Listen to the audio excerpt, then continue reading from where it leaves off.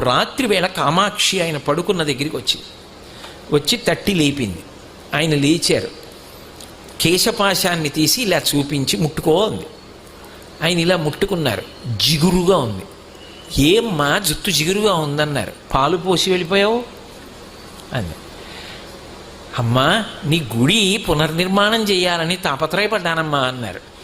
ఏమయ్యా గుడి పునర్నిర్మాణం చేయడానికి నువ్వు సంపాదించాలా? నన్ను అడిగితే నేను ఇవ్వను. దానికోసం నా జుత్తు ఇలా వదిలి వెళ్ళిపోయావా? చూడు పాలకంపు ఎంత సువాసనలు రావలసిన జుత్తునది. వెనక్కి వచ్చి అభిషేకం చెయ్యండి. రాత్రికి రాత్రి ఆయన బ్రిటిష్ ప్రభుత్వం వారిని అడిగారు తలుపులు తీయమని. తీశారు. వాళ్ళు గౌరవం కొద్ది, వాళ్ళకి ఆ గౌరవం ఉండేది. తలుపులు తీస్తే వారు గబగబా వచ్చి కంచిలో అమ్మవారికి మళ్ళీ అభిషేకం పూర్తి చేశారు. ఆ తర్వాత ఎక్కడి నుంచి వచ్చిందో కాసుల వర్షం పడిపోయింది. ఆ దేవాలయం అంతా పునర్నిర్మాణం చేశారు.